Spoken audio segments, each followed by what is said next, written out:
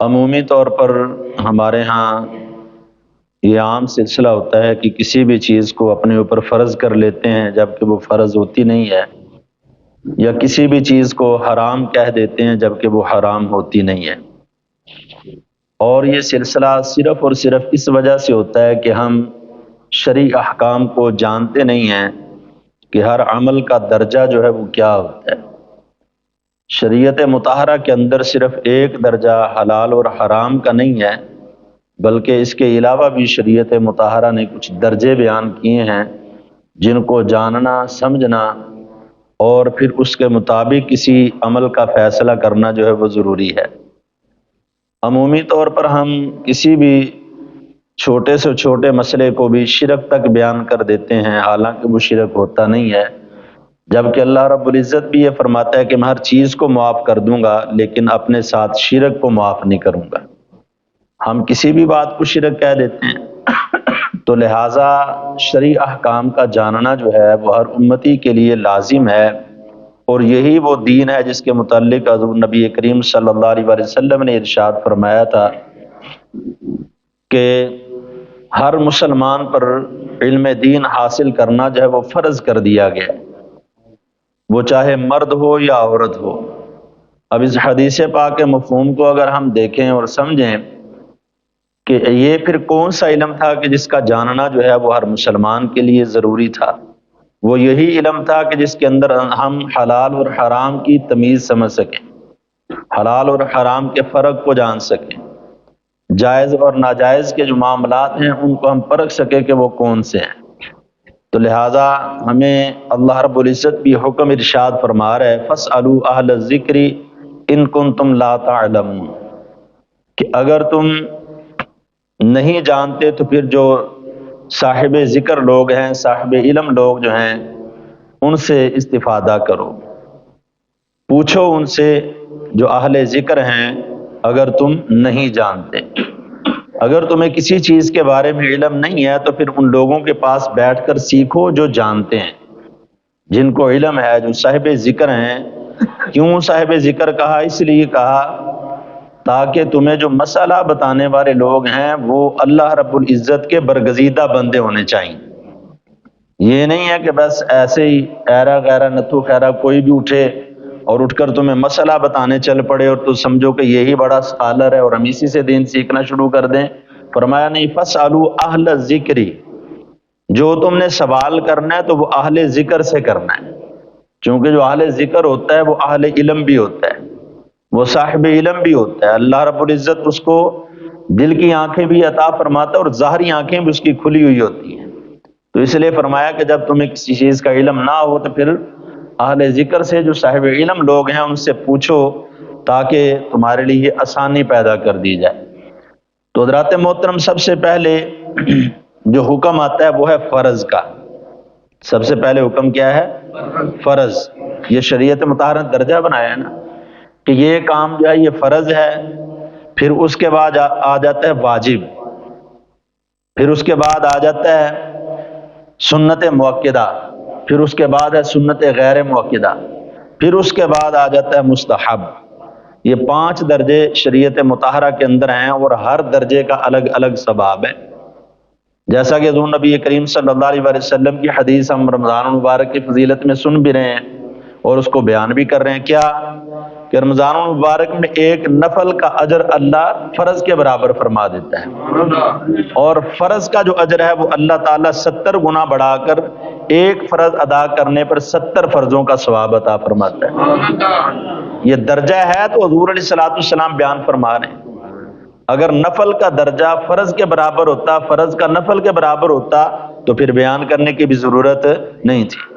تو حضور نبی کریم صلی اللہ علیہ وسلم کے فرمودات کو بھی پڑھیں، فقہا کے جو عقائد اور مسائل انہوں نے ہمارے سامنے رکھے ہیں ان کو پڑھیں، تو پھر یہ بالکل واضح ہوتا ہے کہ شریعت مطہرہ کے اندر درجے موجود ہیں، ہر عمل کا درجہ جو ہے وہ کیا ہے؟ موجود ہے۔ تو فرض کس کو کہا جاتا ہے؟ فرض جسے کرنا جو ہے وہ انتہائی ضروری ہو۔ فرض کون سا عمل ہے جس کا کرنا جو ہے وہ کیا ہے؟ ضروری ہے، اس کو چھوڑ نہیں سکتے کسی بھی صورت۔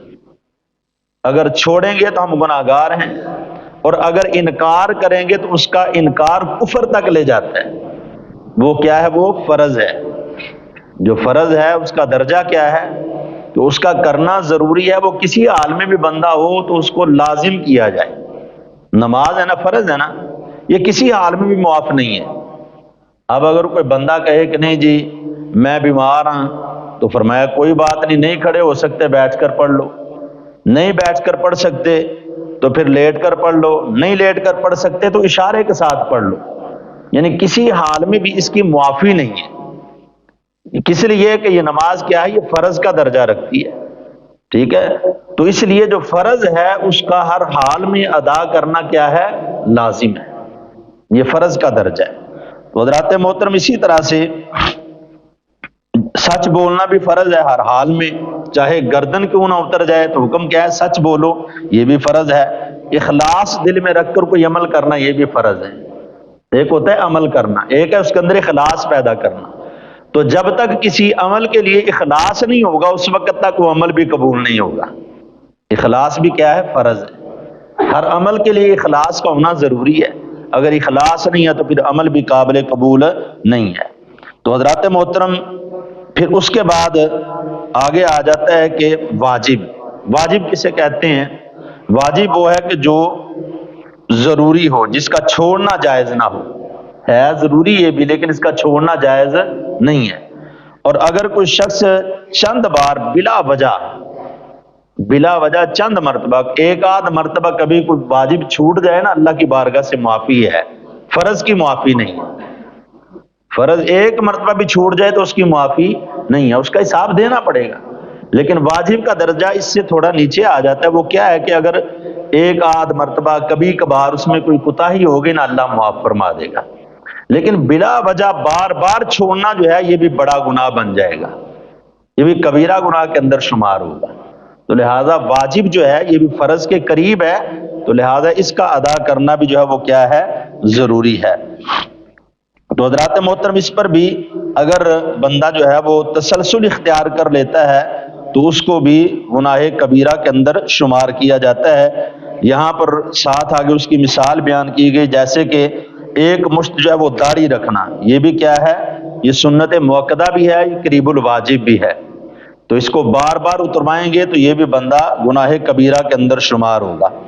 پھر سلام مسنون کا جواب دینا، اگر آپ کو کہتا ہے السلام علیکم تو اس کا جواب دینا بھی آپ کے اوپر واجب ہے کہ آپ کہیں وعلیکم السلام ورحمۃ اللہ وبرکاتہ. اس کی سلام کا جواب دینا بھی ہم پر کیا ہوگا؟ واجب ہوگا. اسی طرح اگر کسی بندے نے چھینک لی، چھینک آئی اس کو اور اس نے کہا الحمدللہ، اس کے جواب میں ہم کہیں گے یرحمک اللہ. یہ ہمارے اوپر کیا ہوگا؟ واجب ہوگا. کس صورت کے؟ اگر جسے چھینک آئی ہے نا وہ الحمدللہ کہتا ہے تو پھر ہم پر واجب ہے کہ ہم کہیں یرحمک اللہ.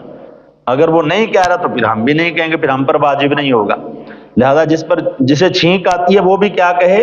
الحمدللہ. ٹھیک ہے، اور جس نے سنا وہ کیا کہے؟ یرحمک اللہ. اسی طرح اور جس طرح وتر ہے عشاء کی، یہ پڑھنا واجب ہے. اگر کبھی چھوٹ جائے تو اللہ معاف فرما دیتا ہے. اگر بندہ اس کو تسلسل کے ساتھ چھوڑنا شروع کر دے تو بندہ گناہگار ہوگا. تو پھر اس کے بعد درجہ آ جاتا ہے سنت موقدہ کا. سنت موقدہ کون سا عمل ہے؟ سنت موقدہ جو ہے وہ کام ہے کہ جس کو حضور نبی کریم صلی اللہ علیہ وسلم نے ہمیشہ کیا ہو اور کبھی چھوڑ دیا ہو.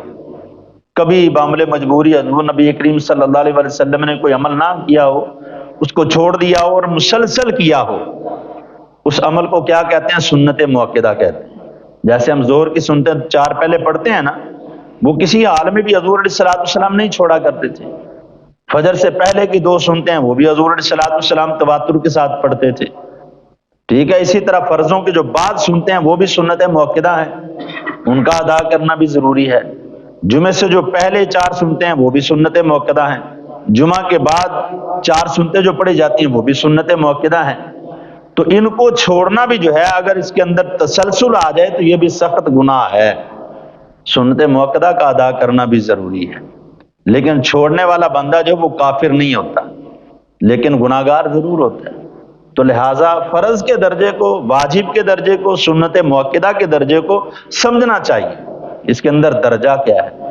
آج ہمارے بچے جو ہیں وہ اگر عمل چھوڑ رہے ہیں، صرف کس وجہ سے کہ ہمیں پتہ ہی نہیں ہے کہ فرض کا درجہ کیا ہے، واجب کا درجہ کیا ہے، موقدہ کا درجہ کیا ہے، غیر موقدہ کا درجہ کیا ہے، اور مستحب عمل کون سا ہے۔ ہم نے ہر عمل کو مستحب سمجھ کر چھوڑنا شروع کر دیا۔ سنتیں پہلی ہم نہیں پڑھتے، جمعے کے بعد والی 4 سنتیں ہم نہیں پڑھتے، کیوں؟ ہم نے یہ سمجھ لیا فرض پڑھ لیے بس ادا ہو گیا، اس کے بعد اب کوئی عمل نہیں ہے۔ تو لہذا موقدہ کا چھوڑنا جو ہے، اس کی عادت ڈال لینا بھی جو ہے یہ سخت گناہ ہے۔ جو سنت ہے، جو سنت موقدہ ہے، اس کو ادا کرنا ضروری ہوتا ہے۔ صرف اس کے ثواب کے اندر واجب سے کمی آتی ہے اور اس کے چھوڑنے پر گناہ کے اندر کمی آتی ہے، وگرنہ یہ ہے قریب الواجب۔ اگر اس کے اندر تسلسل آ جائے چھوڑنے کا تو پھر بندہ سخت گناہ کا مرتکب ہوتا ہے۔ تو لہذا یہاں پر بھی اس درجے کو سمجھنا چاہیے۔ اس کے بعد آ جاتا ہے سنت غیر موقدہ۔ سنت غیر موقدہ کیا ہے کہ جس کو حضور نبی کریم صلی اللہ علیہ وسلم نے کبھی کیا اور کبھی نہ کیا، کثرت کے ساتھ کیا ضرور، لیکن کبھی کبھار اس کو چھوڑ بھی دیا، تو اس کے اوپر گرفت نہیں ہے۔ ٹھیک ہے، سنت غیر موقدہ جو ہے اس کے اوپر گرفت نہیں ہے، بندہ گناہگار بھی نہیں ہوتا، اگر عمل کر لے تو ڈھیروں اجر و ثواب ہے۔ سنت غیر موقدہ جو ہے وہ کوئی بھی عمل ہے تو اس کو اگر وہ ادا کرتا ہے تو اس کے اوپر اجر و ثواب ہے، ڈھیروں اجر و ثواب ہے۔ یہاں پر مثال دی گئی جیسا کہ مٹی کے برتن استعمال کرنا، یہ سنت غیر موقدہ ہے۔ اگر کوئی بندہ مٹی کے برتنوں میں کھانا کھاتا ہے تو اس کے لیے اجر و ثواب بھی ہے اور شفا بھی ہے۔ مٹی کے برتن استعمال کرنا سنت غیر موقدہ بھی ہے اور اس کے اندر اجر و ثواب بھی ہے اور صحت بھی ہے، شفا بھی ہے۔ اور اس کے بعد ہر وقت باوضو رہنا، یہ بھی سنت غیر موقدہ ہے۔ اگر کوئی بندہ ہر وقت باوضو نہیں رہتا تو وہ گناہگار نہیں ہے، اگر وہ باوضو رہتا ہے تو یہ سنت غیر موقدہ ہے اور اس پر ڈھیروں اجر و ثواب ہے۔ جیسا کہ حضور نبی کریم صلی اللہ علیہ وسلم نے حضرت بلال حبشی رضی اللہ تعالیٰ عنہ آپ سے پوچھا کہ میں نے معراج کی رات آپ کی آواز جو ہے نا وہ آسمانوں سے آگے سنی ہے، تو آپ کے قدموں کی آہٹ کو میں نے سنا ہے، پیارے بلال کیا کرتے ہو؟ عرض کیا یا رسول اللہ صلی اللہ علیہ وسلم، آقا میں جب بے وضو ہوتا ہوں وضو کر لیتا ہوں، شاید اللہ رب العزت کو میرا یہی عمل پسند آ گیا ہو۔ تو حضور نبی کریم صلی اللہ علیہ وسلم نے بھی بشارت دی، فرمایا کہ ہاں بلال، اللہ کو تمہارا یہ عمل بڑا پسند آیا ہے۔ تو لہٰذا سنت غیر موقدہ بھی کبھی کبھی بندے کو بڑا درجہ دلا دیتی ہے، اس کو بھی غیر موقدہ سمجھ کر چھوڑ دینا یہ بھی غیر مناسب عمل ہے۔ وقت ملے تو آپ عصر کی پہلی 4 سنتیں بھی پڑھ لیں، عشاء کی پہلی 4 سنتیں بھی پڑھ لیں، اس کو تواتر کے ساتھ چھوڑیں نہیں، جب موقع ملے وقت ملے اس کو پڑھیں، لازم پڑھیں، کوشش کریں کہ اس کو پڑھا جائے۔ ٹھیک ہے، اگر کسی مجبوری کی وجہ سے رہ جاتی ہے تو وہ الگ چیز ہے، اگر کوئی مجبوری نہیں ہے تو پھر اس کو ادا کیا جائے۔ پھر آخری جو اس کے اندر درجہ آ جاتا ہے وہ ہے مباح کا۔ مباح کسی کام کو کہتے ہیں کہ جس کا کرنا جو ہے وہ یا نہ کرنا ایک ہی برابر ہے، اگر آپ کر لیتے ہیں تو اجر و ثواب ہے، نہیں کرتے تو پھر بھی کوئی مسئلہ نہیں ہے۔ ٹھیک ہے، اس کے اوپر پھر گرفت بالکل ہی نہیں ہے۔ تو حضرات محترم اس کے اندر جیسے جہاز یا گاڑی پر سفر کرنا، ویسے تو کیونکہ حضور نبی کریم صلی اللہ علیہ وسلم کی سنت کیا ہے کہ آپ گھوڑے پر، اونٹ پر، جو گدھا ہے اس پر آپ نے سواری فرمائی ہے نا۔ تو اب اگر کوئی شخص کسی کے پاس موٹر سائیکل ہے، کار ہے، کوئی بھی گاڑی اس کے پاس میسر ہے، یا جہاز پر کوئی سفر کرتا ہے تو یہ مباح ہے، جائز ہے۔ اب کوئی مولوی یہاں پر رٹا لگا کر بیٹھ جائے، نہیں جنہیں حضور نے سفر نہیں کیتا تھا تو ہمیں نہیں کرنا۔ کچھ چیزیں جو ہیں وہ دین کے اندر مباح ہوتی ہیں، جن کا کرنا یا نہ کرنا ایک برابر ہوتا ہے، اس کے اوپر کوئی گرفت نہیں ہے، کوئی گناہ نہیں ہے، اگر کر لو تو ٹھیک ہے، نہ کرو تو کوئی مسئلہ نہیں ہے۔ تو لہٰذا چیزوں کے درجے کو سمجھیں، ہر چیز پر شرک کا، بدعت کا، کفر کا فتویٰ صادر نہ کر دیں۔ جب تک ہمیں کسی چیز کے درجے کا معلوم نہ ہوگا اس وقت تک ہم جو اس کے بارے میں کوئی فیصلہ جو وہ نہیں سنا سکتے کہ یہ چیز جو ہے یہ حلال ہے، یہ حرام ہے، یہ جائز ہے، یہ ناجائز ہے، یہ فرض ہے، یہ واجب ہے، اس وقت تک ہم اس کے درجے کو نہیں جانتے تو ہم بیان بھی نہیں کر سکتے۔ تو لہذا اس چیز سے ہمیں گریز کرنا ہو۔ تو حضرات محترم، یہ آج ہم نے فرائض کے بارے میں، واجبات کے بارے میں جانا۔ کل کے درس میں ہم انشاءاللہ حرام، مکروہ تحریمی، مکروہ تنزیہی، ان کے بارے میں جو ہے وہ مکروہات کے بارے میں جاننے کی کوشش کریں گے، تاکہ ہمیں پتہ یہ چلے کہ کون سے عمل ہیں جن کو کرنے سے اجر و ثواب ملتا ہے اور کون سے عمل ہیں کہ جن کو کرنے سے گناہ ملتا ہے۔ اور اگر کبھی کوئی عمل زندگی میں ایسا ہو جائے کہ جس کو نہ کرنے سے ثواب ہے نہ گناہ ہے، اس کو کر لینے کے اندر حرج نہیں ہے، تو پھر ہم اس مسئلے کو اچھے طریقے سے سمجھنے کے لیے انشاءاللہ کل کا درس اس کو سننے سنانے کی بھی سعادت حاصل کریں گے۔ دعا ہے اللہ کی بارگاہ میں کہ اللہ رب العزت ہمیں سمجھ کر عمل کی توفیق عطا فرمائے۔ وآخر دعوانا الحمدللہ رب العالمین۔